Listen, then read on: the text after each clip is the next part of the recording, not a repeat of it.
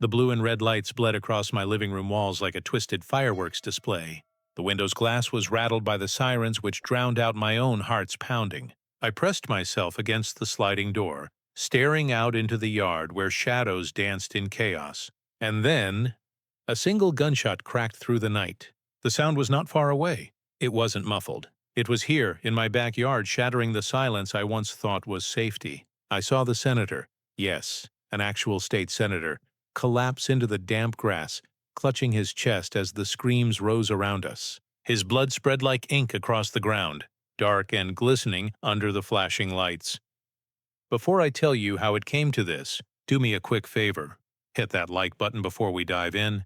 It really helps the channel grow. And comment below where you're watching from, because I love seeing how far these stories reach. And tell me, have you ever dealt with a Karen in your neighborhood? My knees buckled. My throat was holding my breath. This couldn't be real. Yet there she was, Karen, my neighbor, my tormentor, standing on the sidewalk, hair frizzed from her furious march, fingers stabbing toward my house like she'd just led the cavalry into battle. Her voice sliced through the air, shrill, panicked, and self-righteous all at once. There! That's the house! That's where the danger is, but I wasn't in danger. It never existed. I wanted to scream, to rip my voice above the sirens and chaos, to tell them they were aiming at the wrong people, that the senator wasn't a threat, he was just a guest. However, I was frozen in a nightmare Karen had written with her lies. The officers surged across my lawn, weapons drawn, their radios spitting frantic codes I couldn't understand. In response to Karen's accusations, one of them yelled commands that collided with one another, converging into a ferocious rumble. And in that storm, the senator lay dying. I gripped the frame of the door, my nails biting into the wood. All I could think was, this started with an HOA complaint. A noise, a rule, a grudge? What now? A man of power, shot in my backyard. I was pressed down by its weight. The realization that my life, my entire world, had just shifted in a single deafening moment. And I knew, as the sirens kept screaming and Karen's face twisted with a mix of triumph and horror, that nothing in this neighborhood would ever be the same. Hours before the chaos, my day began like any other. Ordinary, almost painfully so. The kind of day you don't remember until it becomes the last normal one you'll ever have. I woke up to the sound of sprinklers ticking across the lawn, the morning sun slipping through half-open blinds. My coffee brewed in the kitchen, its bitter steam curling upward, promising a quiet morning. For a moment life felt calm, almost perfect. But living under the HOA meant calm was always borrowed time. Every move I made felt monitored. Every choice weighed against rules written by people like Karen. Rules designed not for peace, but for control. With a phone in one hand and a clipboard in the other, she was our neighborhood's self-appointed sheriff, waiting for the smallest error. I couldn't so much as set my trash can out 5 minutes early without a warning notice pinned to my door like a scarlet letter. It wasn't just the notices, though. It was the sensation, the eyes. I'd see her blinds tilt when I walked outside. I'd catch her reflection in a car mirror as she snapped photos of my yard, my car, my life. She never spoke to me like a neighbor, always like a warden. She'd chirp, "Rules are rules," with her lips stretched too tightly.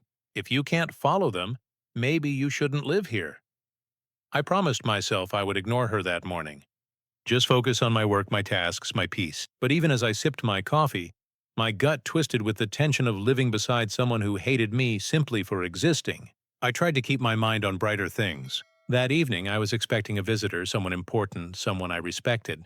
A man who wasn't just a friend, but a voice of reason in a world that often felt unfair. The Senate. He wasn't coming for politics, not for speeches or cameras. He was coming for a quiet evening, a chance to breathe away from the spotlight. My backyard, tucked behind fences and shaded by old trees, offered him that peace. At least I thought it did. I had no idea Karen had already noticed, but I did. I didn't know she was watching from across the street, calculating, waiting for her chance. I saw her as I rinsed my coffee cup and looked out the window, standing at the edge of her driveway, arms crossed, eyes locked on my house like a hawk circling prey. That ordinary morning suddenly felt heavier. I should have known then, peace never lasts when Karen's around. It started as it always did, with something small. That afternoon the air was warm and heavy, the kind that makes you want to sit on the porch and breathe slowly. I was in the backyard, pulling weeds along the fence when I felt it. The burn of her stare. Karen. Her shadow lingered across the street like a bad omen. With her phone in her hand, clipboard tucked under her arm, and lips that were so tightly pursed that they almost vanished, I tried to ignore her. Tried to lose myself in the rhythm of pulling weeds and tossing them into the bin. However, her deliberate and sharp voice carried across the street in order for me to hear it. Violations do not go unnoticed. Some of us care about this neighborhood. I didn't respond. That was the trick. Starve her of the reaction she wanted. But my silence only fed her fury. I saw her thumb tapping against her phone, her eyes narrowing like she'd just caught me committing some crime against humanity. What had I done this time? Left my garden hose out? Parked half an inch too close to the curb? With Karen, the line didn't matter. She'd always move it just to see me stumble. By evening, when my guest arrived, her watchfulness had sharpened into something darker. The senator stepped out of his car with the calm dignity of a man who carried both respect and responsibility on his shoulders. His presence wasn't loud, it was grounding. He greeted me warmly, with a handshake firm enough to remind me why I trusted him. He was a friend to me. To Karen, he was ammunition. She eyed him like a predator who just spotted unfamiliar prey. I saw her mouth moving as she scribbled something down, eyes darting from his face to mine, as if she were piecing together a crime scene in her imagination. My chest tightened. I knew her too well. She wasn't just filing away notes for the HOA anymore. No, this was bigger. She saw the senator as leverage, a strategy for explosively altering her narrative. And I was right. An hour later, as the sun dipped low and painted the sky in streaks of orange and purple, I heard it. Her voice, carried through her open window, laced with venom and urgency. She was on the phone. "Yes, officer, I'm telling you. It's suspicious. He's meeting with some man in the backyard. Although I have no idea what they are planning, it appears to be risky. You need to come. Now." Her words hit me like ice water down my spine. She wasn't just reporting me for trash cans or weeds. She was fabricating danger. She was calling the police, and the man she was calling suspicious. The senator. I froze on the porch, my fists trembling. I had every instinct to storm over there, dissuade her, and declare that she was insane. But I couldn't, because with Karen, logic didn't matter. She didn't need evidence. She only needed an audience willing to believe her voice, and tonight her audience would be the police. The moment the call ended, I knew the clock had started ticking. Karen's voice still echoed in my head, venom disguised as concern. "It looks dangerous. You must attend, now." Danger. That was the word she had chosen. A word sharp enough to pierce through protocol, strong enough to flip a calm evening into a potential raid. I sat across from the senator at my patio table, forcing a smile that didn't reach my eyes.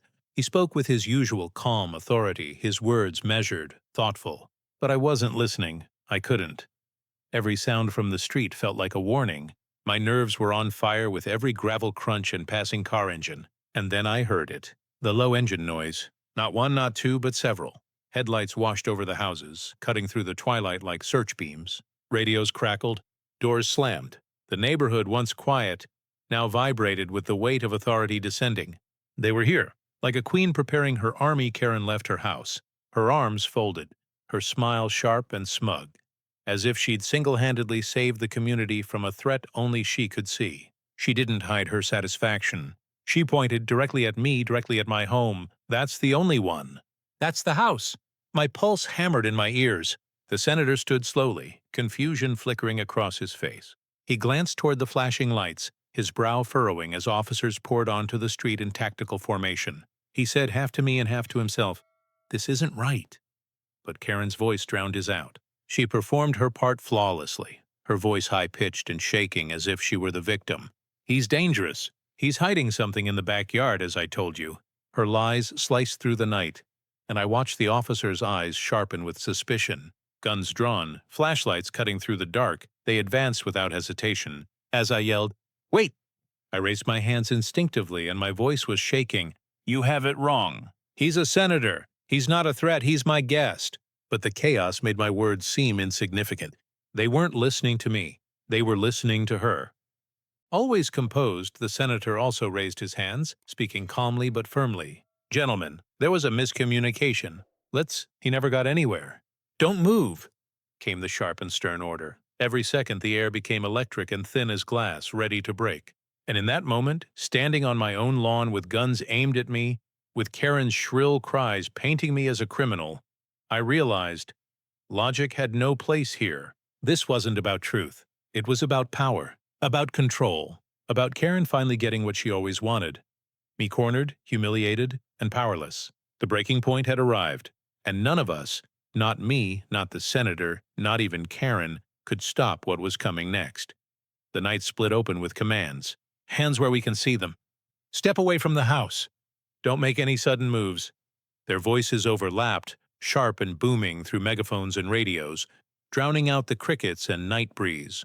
My backyard, my sanctuary, had transformed into a war zone. I stood frozen on the porch, palms raised high, heart pounding so hard it hurt.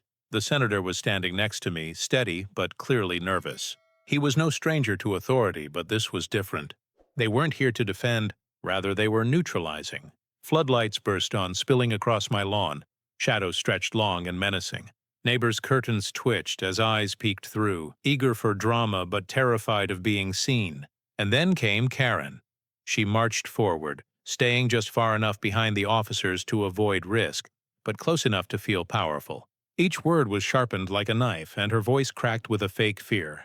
That's him! That's the man I mentioned to you. I've seen how he hides things back there, and he's dangerous.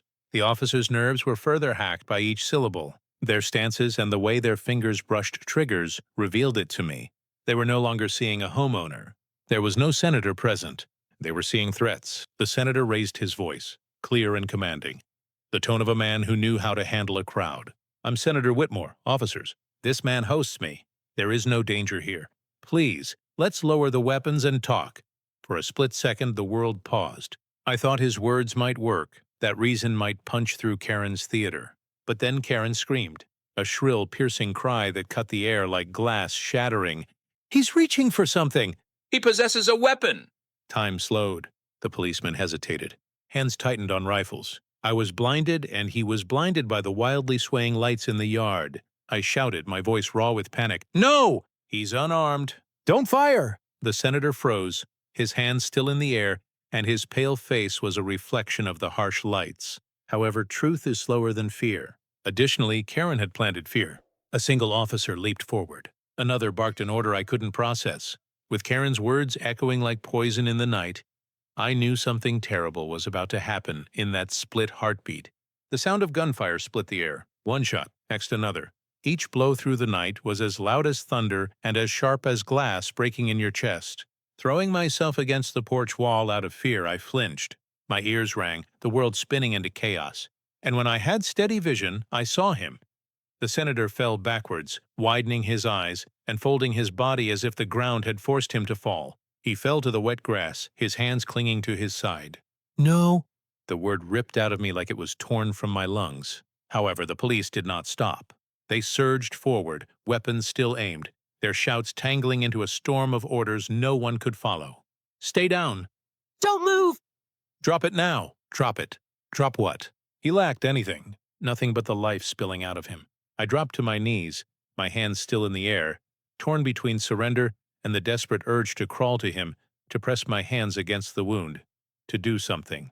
However, barrels kept an eye on my every movement as flashlights snapped back to me whenever I shifted. Across the yard, Karen's scream rang out again, but it wasn't the triumphant shriek she'd started with. No, this one was different. Higher, sharper. She lost control of the performance, which carried a note of panic. This was unexpected for her. Her lies had been meant to humiliate me, to corner me, to watch me squirm. However, blood on the ground? A senator struggling to breathe? That wasn't part of her script. Doors swung open, neighbors fanned out onto porches, phones were raised, and eyes widened in disbelief as the neighborhood awoke.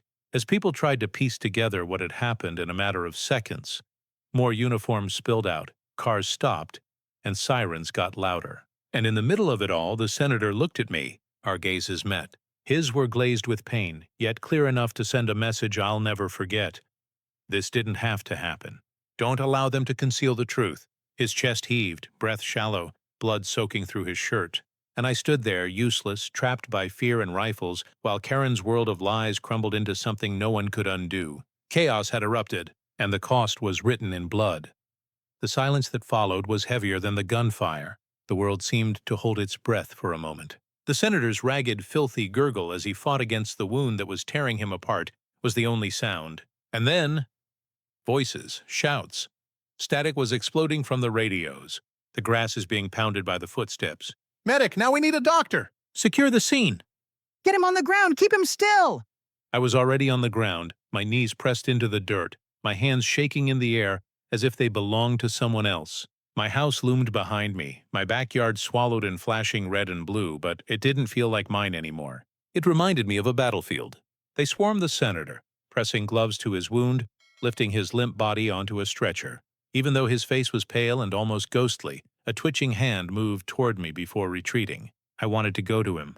I wanted to say something, anything.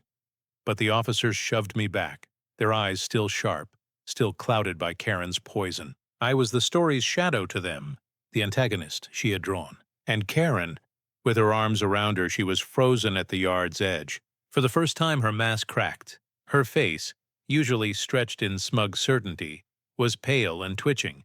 Her lips parted like she couldn't quite believe what she had caused. Her eyes met mine. For a heartbeat, the whole neighborhood saw it. Her fear, her guilt. Neighbors gathered at the sidewalks, whispers slicing through the air. Phones recorded every angle, every scream, every drop of blood soaking into my lawn. One voice rose from the crowd, sharp and furious. She contacted them. She started this. Karen flinched. The officers tried to regain control, shouting orders, pushing people back. But the truth was out. This wasn't a clean scene, not a silent incident to be tucked away. Too many saw it.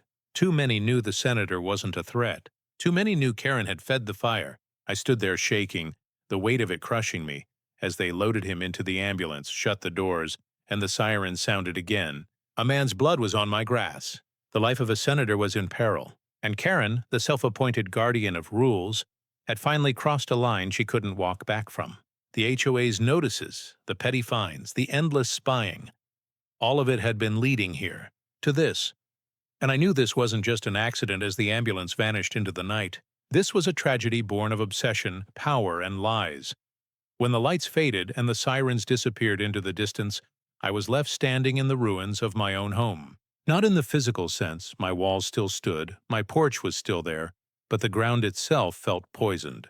My backyard no longer belonged to me. It was a scene of a crime. With their whispers clinging to the night like smoke, neighbors returned to their homes. Karen disappeared too, slipping behind her door, though I knew she wouldn't find safety there. Not this time. Her name was already on every phone in the neighborhood, her face burned into every video recorded. And me? I just stood there, hands trembling, shirt damp with sweat, ears still ringing from the gunfire. Before he fell, I kept seeing the senator's eyes burning into mine. That unspoken plea, don't let them bury the truth. That truth was simple. This should never have happened. It didn't begin with politics. It didn't begin with crime.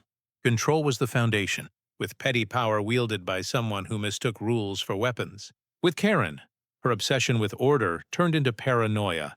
Her paranoia turned into lies. My grass was covered in blood as a result of those lies being told to people with guns. This is what happens when fear wins. When authority listens more to hysteria than to reason. When the loudest voice, no matter how false, drowns out the truth. I replayed every moment in my mind, searching for a way I could have stopped it. If I had spoken louder, sooner. If I had called out her lies before they became fire. But the truth is, people like Karen don't stop because you stay quiet. They don't stop because you hope they'll leave you alone. They only stop when they're exposed. And that's why I'm telling this story. Because tonight, a senator nearly lost his life on my lawn. And it wasn't because of crime. It wasn't because of danger. It was because of lies. So I'll ask you this. Have you ever had a Karen in your neighborhood? Someone who watches, waits, and twists every move you make into a weapon against you? If you have, you know how dangerous silence can be. And if you haven't, learn from me. Don't wait until their lies put lives at risk. Speak out. Protect yourself. Protect your community. Because sometimes, the biggest threat isn't outside the neighborhood. It's standing right across the street.